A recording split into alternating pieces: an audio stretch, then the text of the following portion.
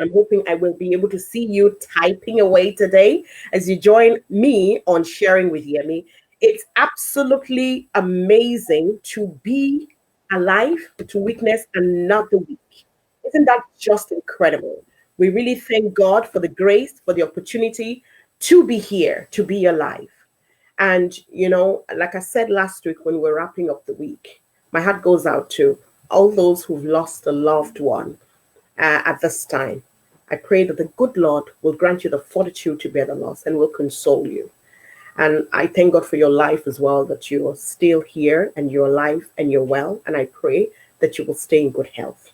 So I'm praying that this week is going to be a good one for you and I, and that we'll have reason at the end of the week to say, thank you, Lord. So please, God, we'll be here.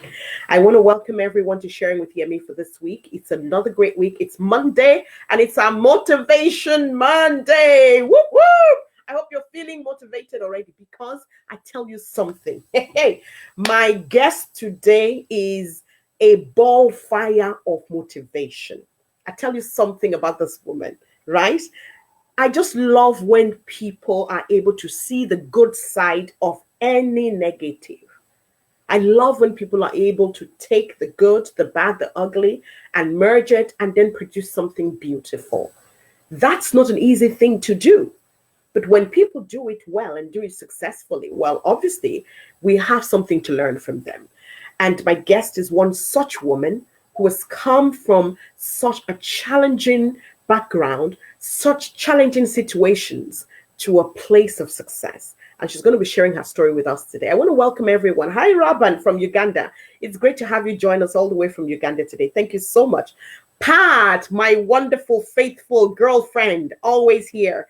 Thank you so much for being here. I know you've been waiting. Thank you very much. It's great to have you with us today. And for everyone who's linking in already, thank you for joining us. It's Motivation Monday. And I hope that you've come with an open mind to sponge up something new, something fresh, something refreshing today. I have. Because like I always tell you guys, for me, I'm like a sponge. I can never know everything. It's impossible. It's virtually impossible to know everything. Every day we learn, and that's how we get better. And you know the craziest thing? It's only when you tell people that you learned what you know from some specific person, that's when they know where you got it from. But if you don't say it, they just see you as that great, intelligent, fire-breathing, successful power man or woman. And how did you get there? Because you allowed yourself to learn. You know when to humble yourself and to receive from people who know a bit more than you. And that's the best part of life, that we all can learn from ourselves. So I am super excited. If you are, Conde, thank you for joining us from France. It's great to have you here. Excited to have you here. And it's my honor and pleasure today to welcome my amazing guest, all the way from Zimbabwe, but living in the UK. Please welcome Desiree Joule-Adam. Hi, Desiree. Hi, everyone. Woo, I'm so excited. Thank you so much for that. It's great to have you here, Desiree. How are you keeping today?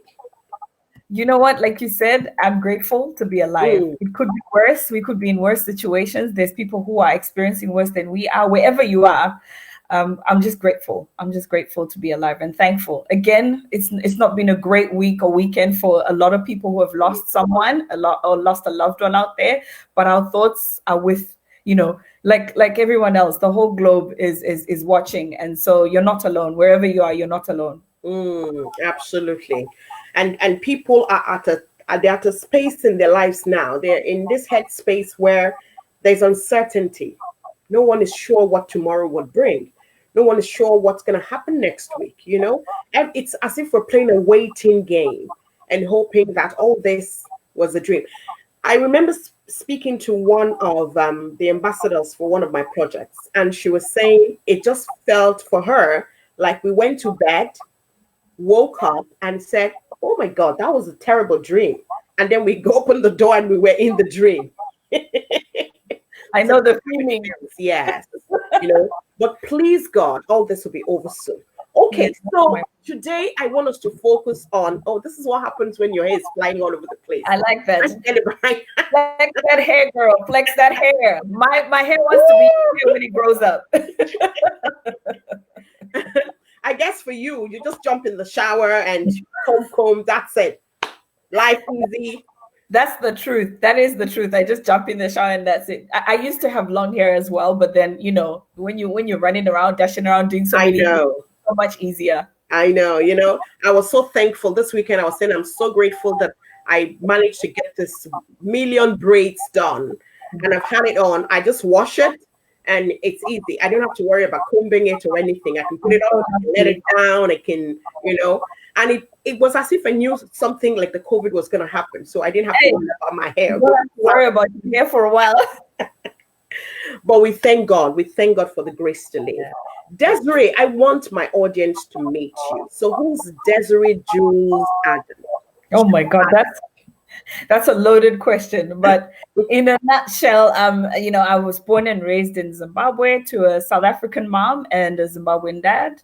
And, great living in Zimbabwe at the time because things were so amazing. If you had asked me 30 years ago if I ever saw myself leaving Africa, I would have said, hail to the no. You were one of those patriotic Africans. And why not? Because at the end of the day, we had everything we needed. We had good education, good healthcare, amazing economy. In the early 80s, Zimbabwe was one-on-one with the pound, currency wise. And so, access to education, my education at school, I had exchange teachers from Japan, from France.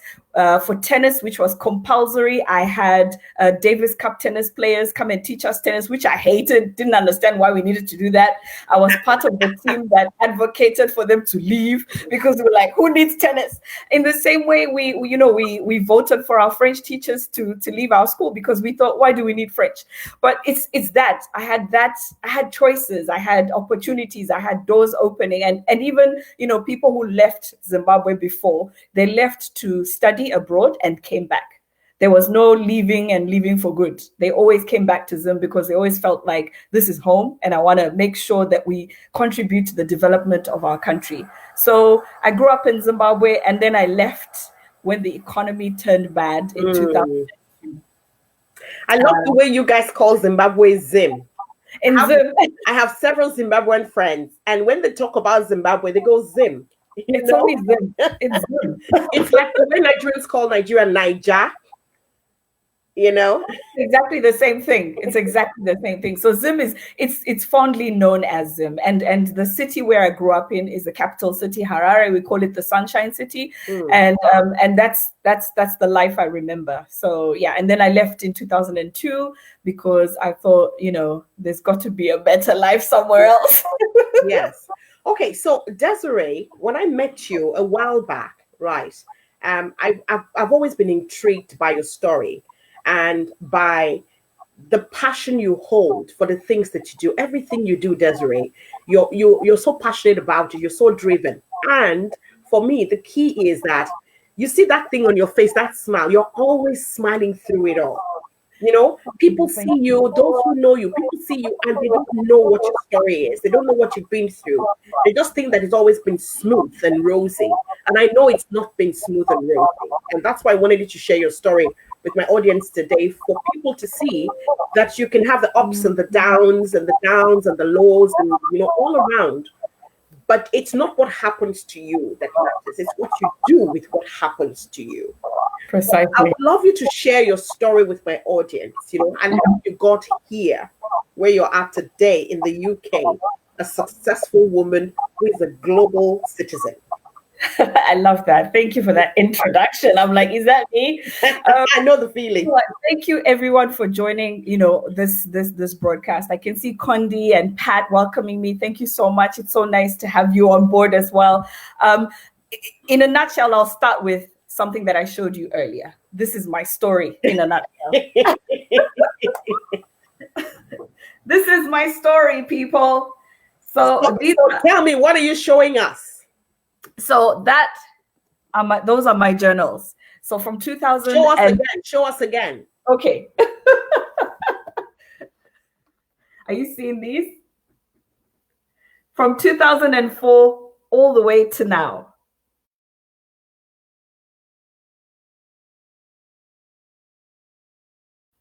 Okay. Hello, can you see I'm me? here with you, darling. I'm here with you. You keep all these journals? Yes, I do. I do. So that makes up my story. And if you saw earlier, the colors of the journals have changed over time. So from 2002, when I moved to Europe, I was at the journal colors are dark, and then they moved to brighter, more flowery and more dreamy and all that. And that is when I look at them, it reminds me of the colors of my life. And at the time, from the darkness that was in the early 2000s when I first came to the UK as an immigrant. You know, the one thing I can say is before I left Zimbabwe, I had an idea in my mind, or a concept of my mind, or an image in my mind about what Europe would look like. Because growing up, we sang about London Bridge is falling down, all those kind of things. And in your mind, you're thinking, I wonder what this London Bridge looks like. And then you have all these people that have traveled abroad and studied and come back, and they're like, oh my God, it's so much brighter, you know, and things move faster, and they've got all these buses and trains and everything. That's not to say we had no buses and trains in Zimbabwe. Yeah. We had. But then, you know, when things have gone down the way they went in Zimbabwe, particularly with the economy, then you start dreaming of, you know, other aspects. More, you want better. And for me, my better was to be in a position to be able to look after my parents. And that's the question I asked myself when I was there. Will I be in the next 15, 20 years be able to support my parents? And so I left Zimbabwe with that on my mind. And I think when I got here, the shock of the system of reality and how things work in Europe, so to speak, in terms of how you need to navigate your pathway and how you need to, you know, get involved with the system. There's a system that exists and things like that. No one prepares you for those things. People prepare you for the flight. People prepare you for the amazing, you know, when you arrive here and, you know, the brightness and how, you know, access to shops and glamour and all this stuff. When you go into the shop, they've got 50 varieties of bread. You know, people prepare you for that.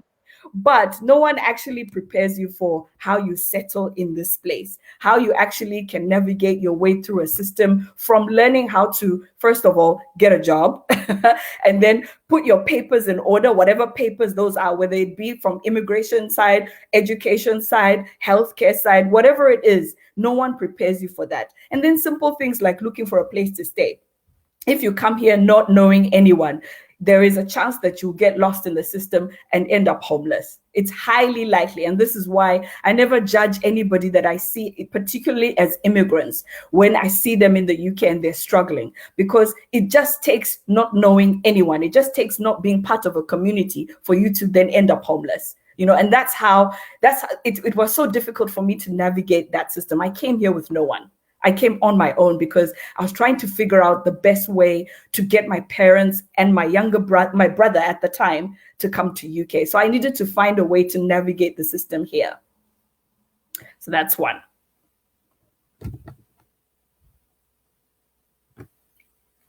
Can't hear you.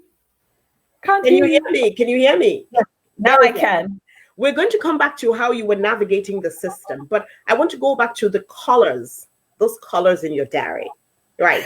I think it was Connie that caught it. She said, "Wow, colors of life." I caught that, sis.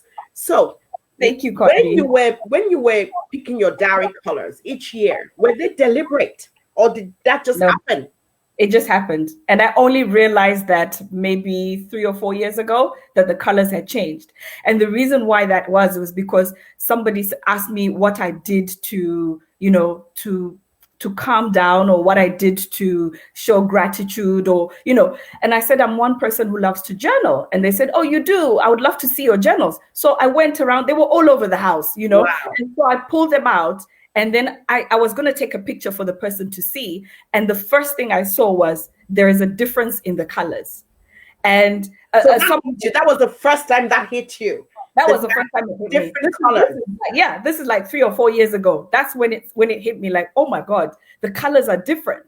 And there's a vast difference between the earlier years when I arrived in the UK to the latter years, which is now. And I started questioning myself, like, what happened? How did this happen? Because again, some of the journals, they were gifts. Because people know I like to journal. So every year for my birthday in October, I get a gift. And sometimes it's not a journal. It could be a scarf, or it could be something, access to. And sometimes it's a leadership Bible. Sometimes it's a business course. It's different things. But people buy me gifts as a reflection of where I am.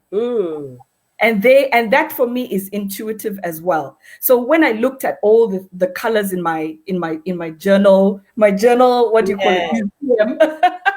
So do you think that kind of, for you, that now reflects where you were at each of those years, through the years, the journey through the years? Absolutely. Wow. From 2002 to 2006, my journals are dark colors. Wow. Completely either black or brown, or just, no color at all. And that tells me about where I was at the time, because I really went through a dark time. Now, looking back, I realized I was depressed. I didn't know I was depressed. Who tells you about depression in Africa? On that note, let's talk about that. Because really and truly, there's so many people who are in a space that they don't recognize what's happening to them, especially as migrants. And when I say migrants, I mean people in different parts of the world, people who either from Ireland to America, or from Nigeria to Ireland, or from Zimbabwe to the UK. The minute you leave the shores of where you grew up and what you've always known and go to another country, it's like starting all over again. It's like trying to find your footing all over again. Exactly. But like you rightly said, nobody prepares you for the things. People could tell you, oh, this is what's likely to happen, but the reality is completely different. What were your initial days like? Those things that happened that got you into that dark space that you're talking about? So as soon as I'll tell you, as soon as I hit the shores of UK, the first thing I wanted to do was find a job. And I remember when you come with all your expectation, you've got your experience from back home. And for me, I had risen to what I call the heights. I was working at a top level within the manufacturing industry, in the sector and stuff. And so when I came in, I just thought, okay, I'm going to start looking for work. I signed up with some agencies. And the first thing they said to me was, we're signing you up, but we can't give you a job at the moment because you don't have any UK experience. Absolutely. And so I said to them, okay, so what does that mean? And they said, well, you need to get UK experience. And I said, well, how do I get it if I don't get the opportunity? So at least give me the start. Same question that young people ask when they tell them you need experience. Like, how do I get it if you don't give me the job? How do I get it? And they're like, well, maybe you should find a place where you can go to volunteer. And I said, I'm willing to start now. Whatever organization you want to send me to, allow me to do, even if it means part-time hours, I will work for free just so I can get. And they're like, no, we're not in that business. You need to actually work with an organization that is paying you. And I'm like, how? Hey, wait, nobody explained it to me. So before you know it, you're calling friends, or you're calling people who might be able to help you. Like, you're calling back home. Do you know anyone that lives in the UK? Do you know anyone that can help me or whatever? And again, when you arrive here, the immigrant community, some of them, they're going through their own struggles. So even if you pick up the phone and call them, they're like, sis, I'm also going through my own. So you're like, okay, first of all, I had enough money to look after myself in an Airbnb, not an Airbnb, a B&B at the time for like 3 weeks. That's as much as I had. That's all I had, and 3 weeks. And even then it was through struggle, like not eating all day, eating 1 meal a day, making sure that, you just conserve how much cash. And all through this, perhaps the people at home were thinking, oh yeah, she's probably started making money now.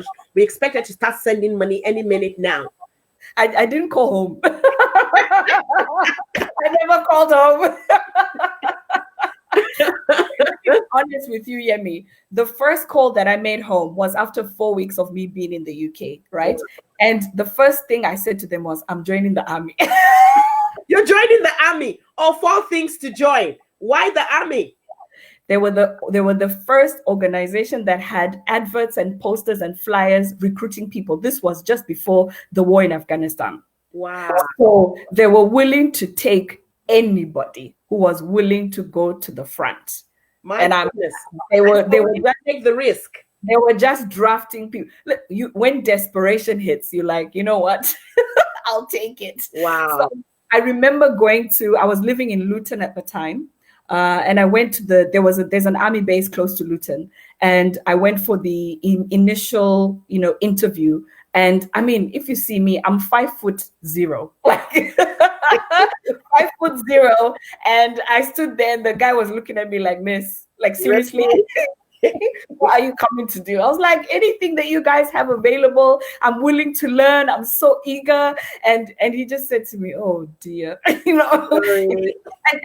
was so nice. They allowed me to do the initial, there's like a theory test that you do just to test, your skills, maths, English, and all that stuff. And then the next level was your health test. They give you a health test to make sure that you have no conditions that will force you to fall ill or be sick, or possibly end, like your life ends while you're serving. So that's where it stopped for me, because they found out I was anemic, severely anemic, and no doubt this was as a exacerbation from not eating properly and not so I was anemic. I had really low vitamin levels and all that kind of stuff. And so they said to me, we're not sure about you joining the army at this stage, but we will have your name on the list just in case. So that during that period is the time that I called my parents, because I thought, anything can happen, but I'm going to let them know I'm joining the army. And at the time, my mom, I think she was like, joining the army? Yeah, your dad was in the army. You never said that you were interested in going to serve. But I said to her, Mom, there's opportunities. They send you to school, and there's doors can open for you. And she was like, okay, if you feel that that's what you want, then go ahead. I'm not keen on it, but and then my dad will say, yeah, we will teach her some discipline. It's good. Let her go. But they had no idea that this is them, people recruiting for Afghanistan. They had no idea. And so I was willing to do that. But, as for me, as God would have it, he stopped me from that. Like they never called me. The next thing I did was somebody contacted me and said, there's opportunity for you to look after elderly people in a care home. And I was like, oh, amazing. I can do that. I looked after my grandmother. That's great. The shock, because the reality of how things are so different here, especially when you go into a residential home or a care home, and the home we were looking at, where we went to, was more of a hospice, so more elderly people at the end of their lives. Now, I had never been exposed to something like this in my life. Like, I know people die, I know people get terminal illnesses, but I'd never been exposed to the magnitude of how many you can get in one home. Yes. To look after about 40 residents, and all of them were terminally ill. So already that in itself was a shock. And then to make it worse, the owners, I can say this because they no longer exist. The home closed down like 15 years ago. But they because they knew that people were desperate to work, they paid us £3 an hour. Yeah. A joke or for real? For real, sis. For real. For real. They paid us. Gracious. That's serious exploitation. But I took it because I was so desperate. And then within the home, they had a space, a floor just above, like the final floor in the home, where we were allowed to stay. So rent was paid, and you had access to food from the kitchen. But at the same time, that's why they gave such low pay. Well, that's one of the reasons. And then the other was they were housing people who had no papers. So anybody who didn't have any immigration papers, or if your papers had expired, they were willing to take you on, so long as you were happy to accept £3 an hour. And that, for me, that's the first time I ever saw anything like it. So you keep on doing what you're doing. You wake up every day, you go and do your work, but you don't realize that it's playing on your mind. It's playing on the back of your conscience. This is stuff that you're taking in, And I knew after a month, I was like, this is not a place for me. Because again, everyone in that place they were all from either East Africa or West Africa. I was the only one from Southern Africa. And the people who owned the place were Asians. And I remember how they treated us. Oh my goodness. We would wake up at 5 a.m. and go to bed at 3 a.m. Like that was the kind of work. Yes, that was the kind of work schedule you had, And because you're working with, you're dealing with elderly who are terminally ill. So their needs are super high. And I'm talking about hygiene needs, emotional needs, mental needs, family coming in and out, asking questions. You learn to become a doctor quick. You learn to become a nurse quick, even if you don't have the qualifications, because you're now administering drugs. You have to learn things very fast, So that all of that was playing on my mind, like, what am I doing here? What is this? Or what's going on? This is not what I signed up for, But in the back, I was thinking, if I go home, then what? If I go back to Zimbabwe, then what? I've bought a flight ticket. I've got one way to go back. And if I do go back with nothing, what's the point? So I stuck it out, and I stayed there for like 4 years on the same £3 an hour. Wow. When you were able to save anything. So I saved quite a bit in the beginning, because at the time, again, coming from Zimbabwe, we don't spend money willy-nilly, or we didn't. Growing up, we didn't spend money willy-nilly. So whatever we earned, particularly in our home, we gave it to our mom, because then she would then distribute and make sure that the monies go into the right pots, So I was used to that, and I still had that in my head. And so I never spent a lot of money. What I did was I started sending money home. That's the norm, right? So, but I knew I needed to get out, and my way out was going to be husband. Say that again. Your way out. You felt your way out was what? A husband. Oh wow. Yeah, either a husband or school. Now, I didn't know. Again, I signed up for school. I signed up at Hertfordshire University. I had no idea what I was doing. And at this point, this place you were at, was this in Hertfordshire or in the heart of London? It was in Hertfordshire at the time. It was a place called Chorleywood. It's right at the top of the zones when you're looking at the London Underground map. So this is like zone 13. Wow. And so it was out of reach. I never came into London before that. And so I stayed in Hertfordshire, and then I found out about the university, and I went and I signed up, not knowing that, of course, you have to pay school fees now. Who's going to pay it? Before you go into your thought about a possible way out, let me just welcome people who are just joining us. If you just joined us, this is Sharing with Yemi. And my guest today is an amazing woman, a beautiful friend of mine, Desiree. Desiree is from Zimbabwe, but she lives in the UK. And Desiree is just a power woman in the UK, doing amazing things today. But it didn't start out that way. Desiree had struggles. And that's what she's sharing with us today on Motivation Monday. And today, what Desiree is basically saying to us is, wherever you are at in life, you can make the best of it. You can come from nothing to something, but you have to always remember why you're in whatever it is that you're doing. I just think back to what Desiree was saying there about why she left Zimbabwe in the first place. It was to be able to support her parents, to look after her family back home, and that kept playing at the back of her mind. But working a £3 per hour job wasn't going to fulfill that dream. So the next step was, how do I get up to this after about 4 years? Desiree, take us on. So I thought, okay, school or husband, right? I would have preferred school. So which is when I tried to apply for university. I tried to apply for college and university up in Hertfordshire. I'd seen posters and adverts and stuff like that, and went in for interviews and everything. But nobody explains to you have to pay school fees. Yeah. and very, very high level school fees. And I would have been considered an international student at the time. And almost double the cost. Pretty much, yeah. And the course that I wanted to do was business administration. And it was going to cost me around £13,000, which there was no way there was no way I was going to find that. Wow. So I remember I managed to be in the school for about 4 weeks before they then caught up with me and said, hey, you haven't paid any school. You actually registered. Of course. I even signed up. I went to economics. I went to I think it was operating procedures. I was there for finance and my goodness. I went in for all these. I even bought my first book that I bought was Richard Branson's what was it called? Something to do with virginity or something, losing my virginity or something like that.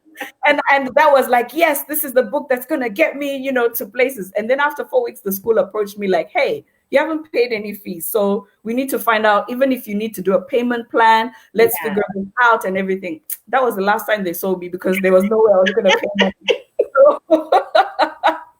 So I remember some friends that contacted me and said, hey, we've just moved to London. Do you want to come and stay with us for a little while? And I just love how things started working out, because it was where my mind was going. I need to find a way to get out. And I kept on thinking, I have to get out in order to move forward. And so a friend of mine from high school called and said, we're living here. Do you want to come and stay with us for a few months? And that's how I ended up coming to London. But again, I was aware that, again, you cannot stay on people's couches for more than 1 or 2 months. Absolutely. You need a plan. You become a nuisance. Yes, otherwise you become a nuisance. With this in mind, another friend contacted me and said, hey, do you want to meet up for drinks? So we're meeting up in Notting Hill. Here's the address. Come and see us, blah, blah, blah. And that is where I met my future husband. Oh, wow. Okay. So now here is the thing, right? Before you tell us about your husband. Yeah. Here you were moving from one phase to another. And even at that, you keep talking about with that in mind. You referred to this several times. With that in mind, it means to me that you kept thinking about the next phase, about what should happen or what's likely to happen. But a lot of people don't do this. A lot of people who are migrants, who are stuck in a place, or who are in situations that they didn't expect themselves, never mind being a migrant, but in situations that they didn't expect themselves in, they just feel, okay, well, maybe that's what I was destined to do. And then that's it. They close shop and they're stuck in that position. So for anybody who is watching, who's probably in that position, what's the one quick word of advice you have for people? You have to go back. You have to go back to your why. What's the why behind whatever it is you're doing? My why has always been my parents. Even today, my why is I am my parents' pension plan. They don't know it. Wow. They don't know it because I keep it from them. But the books that you saw earlier, it's all in there. That's my why. It resonates with me all the time. So even when I want to give up, I can't give up. There's no way I can give up. But as I continued to look at, with that in mind, with them in mind, I also started thinking of what's the best way I can find for them to come here. Because if I continue going down this road, I know that I'm going to burn out. The typical thing about immigrants, this is something people don't realize. They often burn two ends of the candle. Often they've got to look after a family out there somewhere, and they've got to live a life where they are based. And then once you've burnt the entire candle, you're left with nothing. So and then you fall into that depression mode that people don't recognize. They just see that you're changing. And in the midst of all that, you still get people who are questioning why you're sending money home. How dare you send money home? You still get people questioning that. Let them talk now.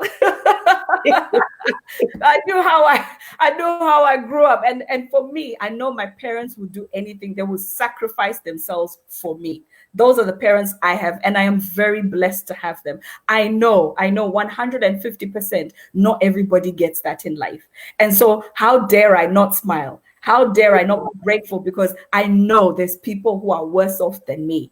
So it's something that continues to remind me whenever I see them. And both my parents are health workers in this country now. Wow. So they're frontliners now.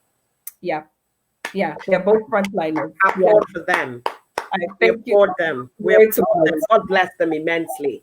Wow. So, okay, before we go on, I want to quickly just take a few comments. We've had several people join us, and their comments flying through here. And Condi says depression does not exist in Africa, and that I believe she meant that in a sarcastic way, where people believe that no, it's not for us. But the reality is that we don't recognize it. For us, we feel it doesn't exist because we don't recognize it. There's so many people who are falling into depression, and we attribute it to other things. We think it's the father's wife who just, witch hunted her or did some diabolical thing, we don't know what it. Well, I suppose people know now. People are waking up to the reality of it now. But in them days, people didn't know what it was. So let's see who else here is jumping in. Keith says hi. Say hi to Jewel. God bless you. So that's a greeting from Keith there for you. Rhonda says hi. Rhonda says family values. Very key, because you mentioned it there and you talked about your why and what your parents have done for you. And I always struggle with people who don't understand the power of value and who don't have the values. And it's one thing I try to push out as much as possible. Building values. Have your own values first, and then building values for your family so the children know what guides their lives. You know, what's the thing that stops them from being naughty or from being thieves or from being rebels out there, you know, and embarrassing the family name. It's the value, you know. So thank you for mentioning that, Rhonda. Deji says people go through a lot. Deji, our producer, says people go through a lot before they become stable and they get well. And Condi she's having a fit here with laughter and saying, "Our husband, funny you." Yes, and that's where we get to the bit where you're talking about how you met your husband. Tolu says, keeping it real. Well done. So you're talking about your husband. You met him then when you moved to London. Yeah. I met him then when I moved to London. And, you know, again, it wasn't, I say that I was looking for a husband, but to be honest, you know, especially from an African perspective, you're more afraid than anything else. So absolutely. I wasn't really looking for a husband, but like when you start thinking these things, they begin to start coming your way. No, I didn't know that it was going to be my husband, but that's how it panned out. But again, within that, even when we started dating and started, to understand, to build a relationship with one another, I wasn't convinced that this is what I should be doing. But again, because I was thinking of my parents, you know, this could be a way out. That again was a distortion of where I was going. But I carried on. We dated for 2 years. By that time, I moved in with him in that time. So I met him. Built a relationship, basically.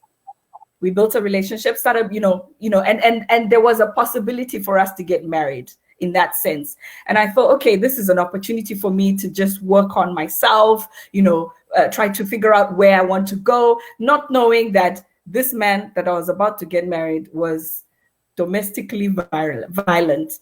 He'd already come out of one marriage, and now he was embarking on the second one. But I was very much an idealist, give people second chances and all that kind of stuff. He didn't really tell me the history. I didn't want to know, and I just thought, let's go for it.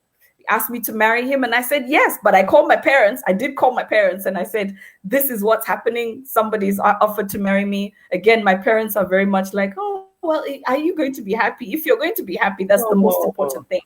And I said, oh, yeah, of course. But you know what, Yemi, looking back, there were traits and there were signs that I saw that I knew I should have questioned.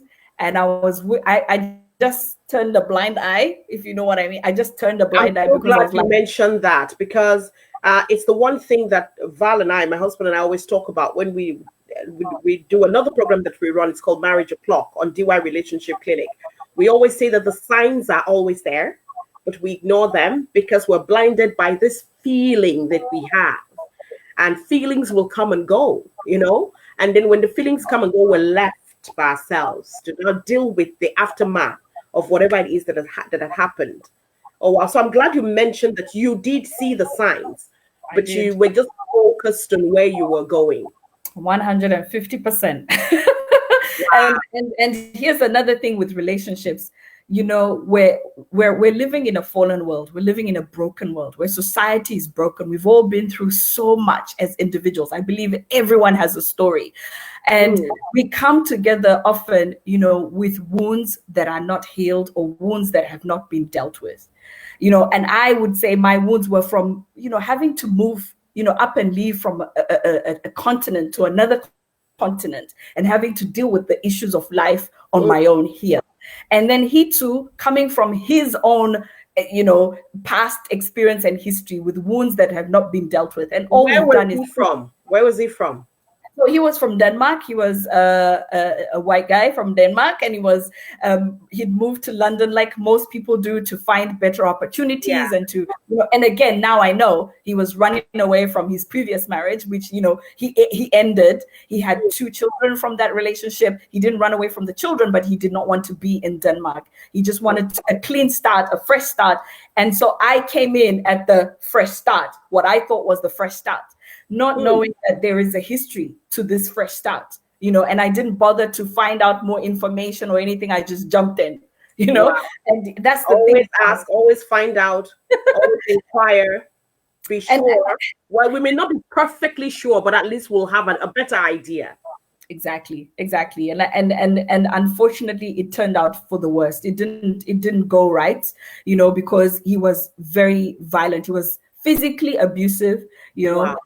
Throughout. We were married for 9 years, but throughout that time, I had to face that, that side of him as well. Finally, when he sought counseling, it was after we had already divorced. They found out that he was an angry person. He'd grown up angry all his life. He did anger management. He had to deal with his anger management, and he did. Oh wow! But you were divorced at that stage. Yeah. So I mean, it took us a long time to get to the point where he agreed that he needed counseling. Throughout the entire time, it was always my fault. It was always something I did. It's the way I said something, is my African mindset in his head, the way I did things. Why do I keep paying for people at home when I don't live there? Why do I need to buy these calling cards? Back in the day, they were calling cards. Yes, I remember them. You have to scratch them. Scratch the call. I used to have piles and piles of them, and so he couldn't understand that. Like, why do you have to constantly be doing stuff like that? So our relationship in itself was already built on rocky ground. It was not going to last. It wasn't going to last. I saw the signs and I ignored them. And the worst thing was the physical trauma at first was what I thought was the worst. But, and I'm talking about being thrown down flights of stairs, my head being knocked into the wall. He dislocated my jaw, and I was well known at the hospital for falling down the stairs by accident or knocking into something or, some sort of excuse. But the reality is the physical scars always heal. It's the emotional and mental scars that you're dealing with that people don't really see. And so oftentimes, even when you meet someone and they seem like a cool person, you have no idea what's going on the inside. They're carrying their own struggles and their own burdens, and we have no idea.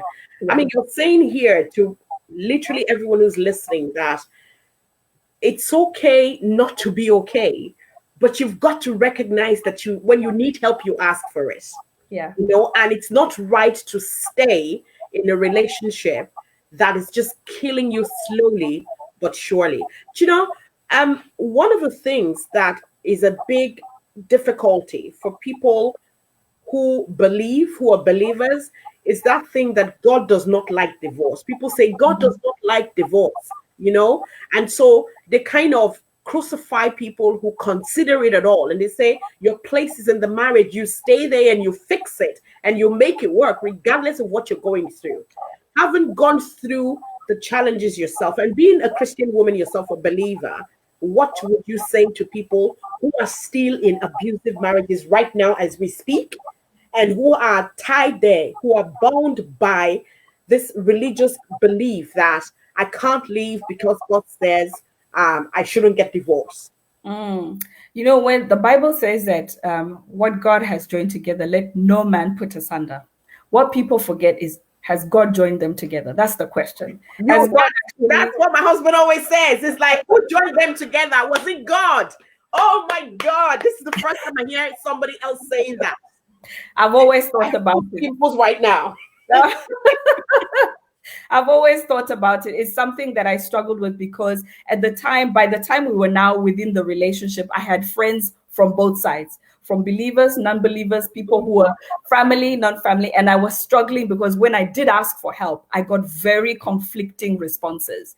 Some were saying, you need to stay and make it work, and others were like, Des, you need to get out before he kills you, So I struggled with that a lot. And I remember praying about it. And then that verse came to me. And I always used to, when you read these things in the Bible, some of them, it just goes over your head until you need it, until such time that you need it. And that was a word in season for me. What God has joined together, let no man put asunder. It wasn't about the men. It was about whether God had actually joined me to that man. And remember, I said, I knew this was not the way to go, but I went ahead with it anyway. So oftentimes, this is what I say, I believe each one of us is born with a compass. If you don't know what a compass is an instrument that shows you navigation and orientation.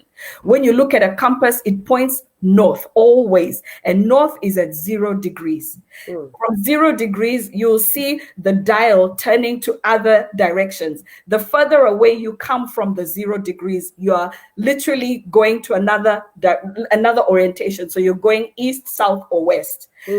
And this is oftentimes what I say. I believe everyone is born with a compass pointing north.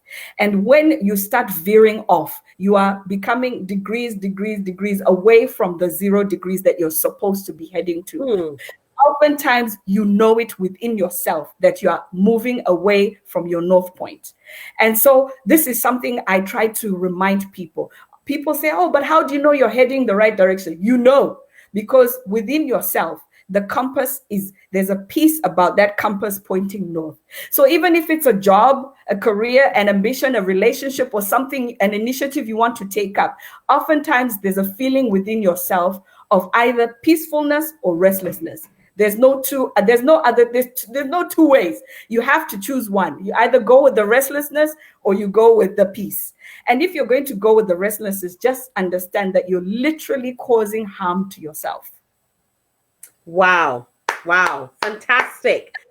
It's always there, that thing, when you feel excited. Imagine when you're excited to jump up in the morning and go to work. It's a job you love. But when you're thinking, oh goodness, should I just call in and say I'm ill? And something is wrong.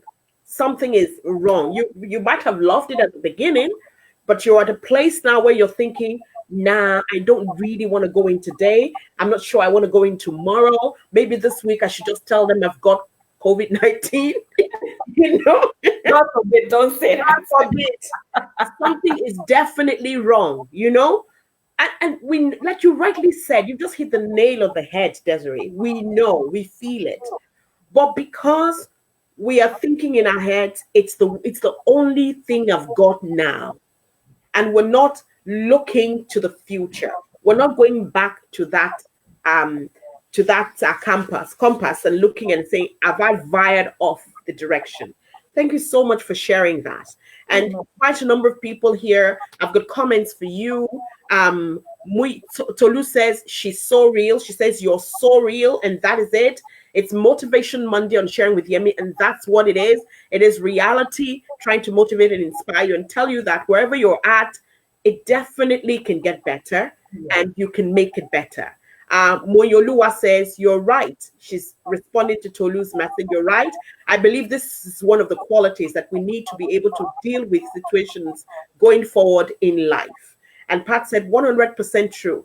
It's the emotional scars that cut so deep. They cut so deep. Thank you so much. So I'm mindful of the time. Let's fast forward. You had all the struggles from you trying to make a living as a migrant woman whose documentations weren't in place and just struggling through a job that paid you £3 per hour for 4 years and moving to the UK and then finding the man who was supposed to be the love of your life and getting married to him, expecting that things will automatically work out because you're now married and realizing that you were in a relationship that could have taken your life. Because rolling down the stairs like a roller coaster or getting bashed against the wall could have cracked something that could have caused internal bleeding. Anything could have happened. Thank goodness your life. And so when you scaled that hurdle, how did you get here and become this woman that is now on the board of a global organization, who's now running her own thing and who's now impacting lives in different parts of the world?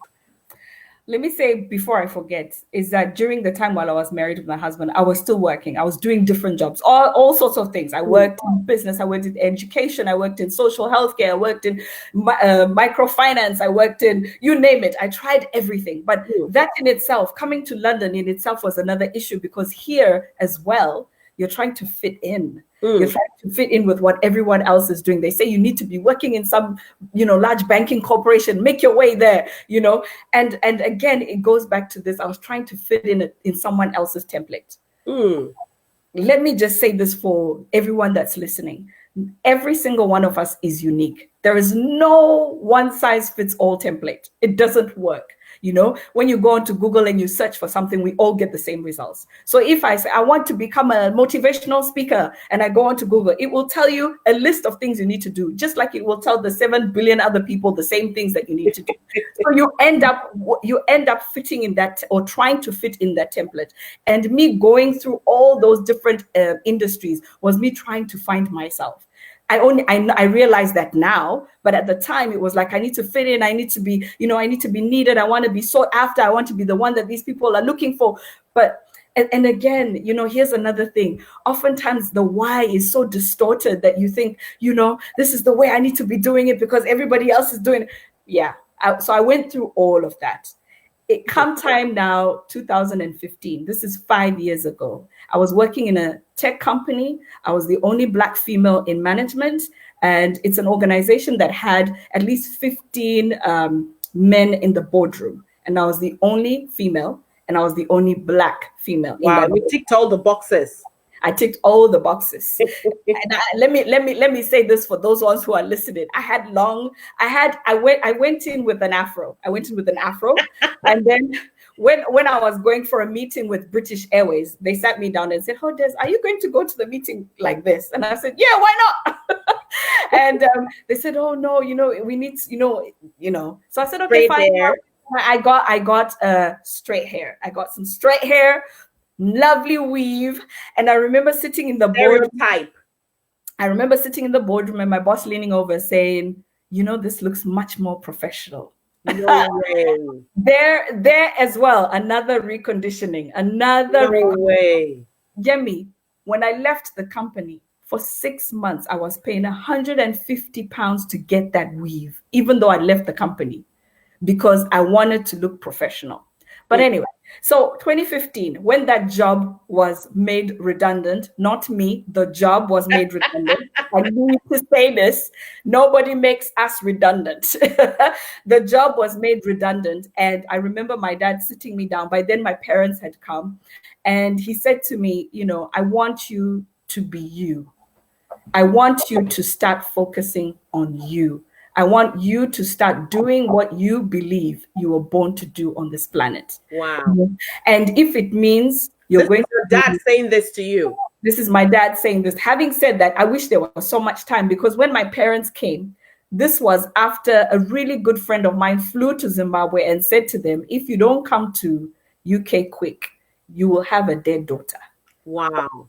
Yes. So we managed to get them to come eventually. And unfortunately, my brother passed on during that time. So he didn't get to come. That was my other dream. I wanted my entire family to be here. But unfortunately, we lost him, yeah. But God, we thank God it's part of life. Yeah. And they came, they saved me from that relationship. I got divorced. And I happily divorced, by the way. Got the t-shirt, burnt it, and all that stuff. But I remember my father saying to me, "It's time for you to discover who you really are." And let me say this, it took me about 2 to 3 years with no job. I wasn't working. He refused for me to work. And he said, "I want you to get to the point where you feel like nothing can bother you, nothing can challenge you, And the worst thing is, once you're used to earning a salary, especially in London, and you are at the top of your game, and then you go from, double figure salaries to to nothing. And I moved in with him and my mom. And for 3 years, I did not earn a salary. Wow. Now, there's a conditioning that happens during that time, because again, I still had friends from the city. So even when I left working, I was visiting them. We were having coffees, and they would be talking about KPIs and commercials and the next deal. And then I'd come home and I'll say, okay, I need to go on Google and find the next job at ITV or maybe BBC or something, so I can go back, so that we'll have the chat with them, and you can see conversations, so I can contribute to these conversations. Still, again, it's still playing on my mind, until I got a revelation. I believe every single one of us, again, here's another metaphor. We're like butterflies, and we all have wings. And I feel like through life, as you fly, you're picking up dirt, you're picking up stones, you're picking up all sorts of things, and they're sitting on your wings, and up until you offload that dirt, you're unable to fly. You might be fluttering at a certain level, but you're not in full flight, like eagle. Yeah. You're not in full flight, because you're carrying the weight of all sorts of things. And the stones and the dirt is a representation of anything that might be in your life that's keeping you down, or it could be your friends that, keep you in the same position that you are. It could be, your environment, or the things that you're watching on TV, the books that you're reading, and so it's a metaphor for so many different things. And I had that revelation, like, what am I carrying? I was carrying ego. I didn't want people to see me in this state. Oh, she's not earning money. She can't. That's a powerful one there. Carrying ego. And God knows how many people carry that around and don't realize that it's holding them down. Wow. And oftentimes people think ego is being, puffed up with your feathers and you're walking around arrogant. Ego, there's many different forms of ego. And for me, it was more about, what my friends going to think about me not working? I'm not earning any money, and I can't call them and tell them I can't come for lunch because I can't pay £10. Do you know what I mean? And then I'm going to have to call the bank because these letters, they keep coming, these bills. And my dad was like, yes, I want you to face that. I want you to call the bank and tell them you don't have money, because I want you to get rid of that fear, And once I'd gone through that, once I had to deal with the bill collectors, once I had to deal with the bank, and once I went through all of that, I'm like, I'm still alive. I'm still standing. The world didn't end. No, I'm still standing. I got the courage to say to my friends, no, I actually can't come out tonight. I don't have the money for that. And I don't need you to send me the money. I don't need you to pay for my meal. I'm not coming out because there's no point. What are we going to be talking about that's adding value? Is it helping me? No. So you want to see me? Let's talk on Zoom. So when that happened, Yemi, it felt like literally weight was coming off. Freedom. I'm glad you mentioned freedom. Often people think that you need to be successful, or you need to you need to get some millions in your account so that you can have freedom. These adverts that come on. Do you want more time? Do you want more freedom? Do you want to? Yeah. Let me be honest with you. Freedom comes when you know who you are. Regardless of whether you have money or not, it's actually freedom that comes. I'm giving you like 1 million thumbs up right now, 1 million likes and loves. Thank you. Freedom comes first. People have it the other way around, thinking that when you have the money, when you have the success, you have freedom. No. It's the other way around, and people get it wrong. And so it would be nice if people begin to understand. For me, that's what I needed to get free first. Free from people's thoughts about me, free from how society thinks I should be, what it thinks I should be, who I should become. That I needed to get rid of all of that in order to start becoming who I was meant to be. And then you became. Oh my goodness, I wish you could just go on and on, but we're literally out of time. We're out of time. But I can tell you something for nothing, Desiree. Today, I believe you've inspired every single person who's listened today. Thank you so much for sharing your story. I mean, today, Desiree is one beautiful young lady that I'm so proud of. We met not even in the UK, we met somewhere in Africa, in Dar es Salaam, in Tanzania, and today we're best of buddies. but I am super proud of you. You have taken your nothing and made it something. And today, do you know the best part of this? That you can so confidently share your story. We don't tell our stories enough. People are too ashamed of their past. People don't know their why. Those who know me know that my best word in the world is WHY. Why? That's my best word.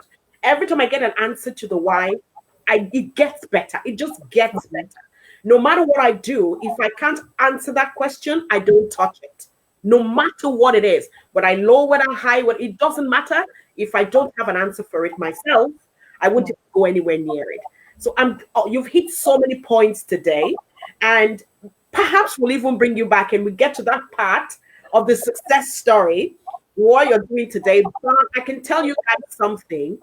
Desiree is one of our speakers. For those who already have heard of it, we have our first online conference. Let me see now if I can find the poster and just share it with people. We have our first online conference coming on for MIB, Motivate, Inspire, Build. And it's holding this Saturday online. So get registering. We've got amazing speakers. Desiree being one of them from the UK. We've got a speaker from the States. Lola, you guys met her about 2 Mondays ago. And we've got the awesome Toju who works with Google. Toju Duke who works with Google. And these women are joining me on Saturday online. And they're going to be sharing, speaking. And our theme for this conference is building a personal brand. And I'm so glad you touched on some of them today. Building a personal brand. This time we were in lockdown. It's the opportunity for you to revisit you as a person. And when you step out when all of this is over, what are people going to see? What should people see? No better time to start rebuilding you or reviewing you as a personal brand than now. And so we offer that. It's free to register. So the poster is going to be going up tonight. Make sure you book your place. We have limited places. Book your place. And Desiree is going to be one of our speakers on Saturday. You want more of that? Perhaps you want to hear the rest of this story, which might come in between speaking. Join us on Saturday online for the MIB conference. Desiree, I can't thank you enough. Thank you. Yeah. Literally 2-3 minutes over time today, but it's been worth every minute. Thank you so much. And just in 30 seconds, one last message for my audience. Oh my goodness, boy. You know what? There is 7 billion people on the planet. That is 7 billion versions of normal. So you're pretty normal where you are. So don't worry about what everybody else is saying. We're all unique, go do you. Yay! On that note, go do you.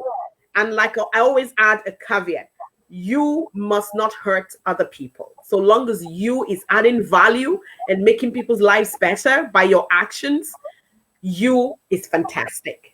I wish you all a really, really great. Thank you, Desiree. God bless you. You're welcome. Thank Enjoy you. your evening, right? Enjoy. Bye, everyone. Thank you. Everyone say bye to Desiree. Bye. Thank you so much. God bless you.